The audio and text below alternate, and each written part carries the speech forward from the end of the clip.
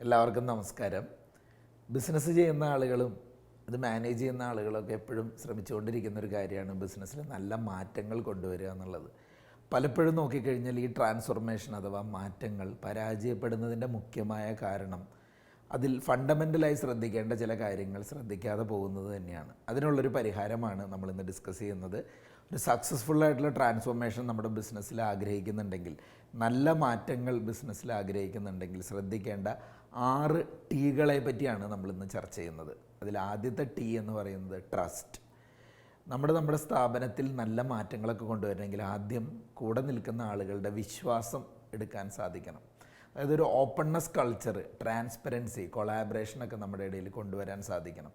അതിന് വേണ്ടത് എന്താണെന്ന് വെച്ച് കഴിഞ്ഞാൽ ഈ മാറ്റം കൊണ്ടുവരുന്നത് കൊണ്ട് എന്താണ് നമ്മുടെ കമ്പനി ഉദ്ദേശിക്കുന്നതെന്ന് കറക്റ്റായിട്ട് കമ്മ്യൂണിക്കേറ്റ് ചെയ്യുക. The why of the transformation, നമ്മൾ ഉദ്ദേശിക്കുന്ന ആ മാറ്റം എന്താണ്, എന്തിനു വേണ്ടിയാണ് എന്ന് എല്ലാവരെയും ബോധ്യപ്പെടുത്തുക. നമ്മുടെ സ്ഥാപനത്തിലെ എല്ലാ എംപ്ലോയീസിനെയും ഇതുമായി ബന്ധപ്പെട്ട് നിൽക്കുന്ന മറ്റാളുകൾ, സ്റ്റേക്ക് ഹോൾഡേഴ്സ് എന്ന് വിളിക്കുന്ന എല്ലാവരെയും ഇതിലേക്കൊന്ന് എൻഗേജ് ചെയ്യുക. നമ്മുടെ ഈ മാറ്റത്തിന് വേണ്ടി അവരെ ഒന്ന് മോട്ടിവേറ്റ് ചെയ്യുക, അവരുടെ കമ്മിറ്റ്മെൻ്റ് എടുക്കുക.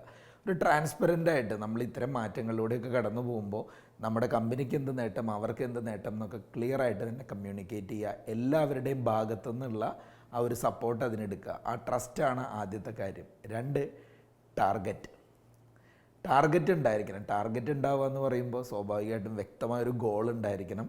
ക്ലിയറായിട്ട് ഈ പുതിയൊരു മാറ്റം, അതിന് വേണ്ടിയിട്ടുള്ളൊരു വിഷൻ, അതിൻ്റെ ഒബ്ജക്റ്റീവ്സ് ഓഫ് ട്രാൻസ്ഫോർമേഷൻ ക്ലിയറായിട്ട് ഡിഫൈൻ ചെയ്യുക.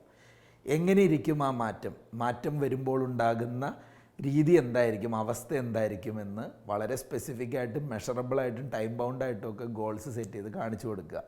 അതുപോലെ അഡ്രസ് WIIFM എന്ന് പറഞ്ഞാൽ what is in it for me എന്ന് ഓരോരുത്തർക്കും അഡ്രസ്സ് ചെയ്ത് പറഞ്ഞു കൊടുക്കുക. അതായത് ഈ മാറ്റം വന്നാൽ ഈ കൂട്ടത്തിൽ നിൽക്കുന്ന ഓരോരുത്തർക്കും എന്ത് കിട്ടും, എന്ത് നേട്ടമുണ്ടാവും, എന്ത് ഗ്രോത്ത് ഉണ്ടാവും എന്നുള്ളത് ക്ലിയറായിട്ട് തന്നെ ബോധ്യപ്പെടുത്തുക. ആ ലക്ഷ്യങ്ങളായിരിക്കും അവരെ അതിലേക്ക് വേണ്ടി ഗൈഡ് ചെയ്യുന്നത്. 3ാമത്തെ T ഫോർ ടീം. നമുക്ക് നല്ല ടീമുണ്ടെങ്കിൽ ഈ പറയുന്ന മാറ്റമൊക്കെ നടക്കാൻ പോകുള്ളൂ. നല്ല ലീഡർഷിപ്പും നല്ല ഓപ്പറേഷണൽ ടീമും ഉണ്ടായാലാണ് ചേഞ്ച് ഡ്രൈവ് ചെയ്യാൻ പറ്റുള്ളൂ.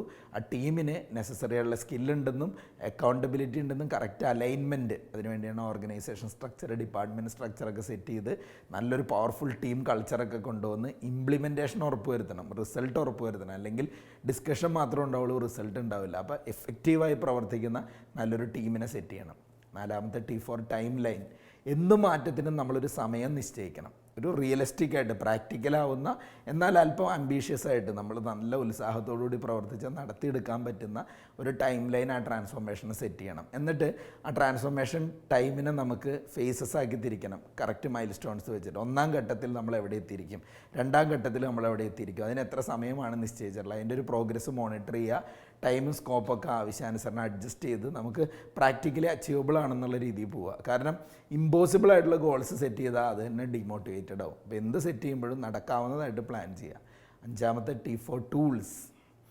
എന്ത് മാറ്റം കൊണ്ടുവരണമെങ്കിലും അതിനുള്ള സംവിധാനങ്ങൾ വേണം. റിസോഴ്സസ്, പ്രോസസ്സുകൾ, ടെക്നോളജി.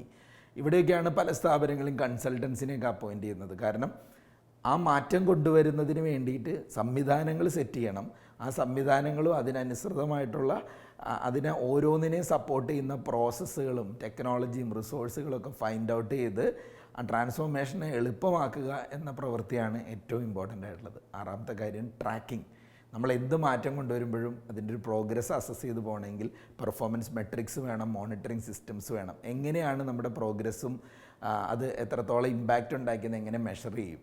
തീർച്ചയായിട്ടും റിവ്യൂസ് വളരെ ആവശ്യമാണ്. റിവ്യൂവിനനുസരിച്ച് അഡ്ജസ്റ്റ്മെൻറ്റും അലൈൻമെൻറ്റ് ചേഞ്ചും ഒക്കെ ആവശ്യമായിട്ട് വരും.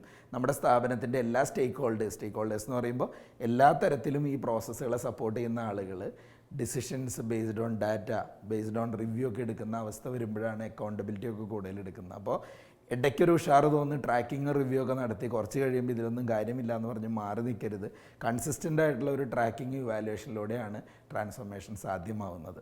അപ്പോൾ ചുരുക്കി പറഞ്ഞാൽ സക്സസ്ഫുള്ളായിട്ടുള്ളൊരു ട്രാൻസ്ഫോർമേഷനാണ് നമ്മൾ ഉദ്ദേശിക്കുന്നതെങ്കിൽ ഈ 6 ടീകളും trust, target, team, timeline, tools, tracking, ഇതിനെല്ലാം ഈക്വലായിട്ടുള്ള ഇമ്പോർട്ടൻസ് ഉണ്ട്. ഇതിലൂടെ കടന്നു പോവുകയാണെങ്കിൽ നിങ്ങൾ ആഗ്രഹിക്കുന്ന തരത്തിൽ വ്യക്തമായ മാറ്റം കൊണ്ടുവന്ന് സ്ഥാപനത്തെ അടുത്തൊരു ലെവലിലേക്ക് കൊണ്ടുപോകാൻ പറ്റും.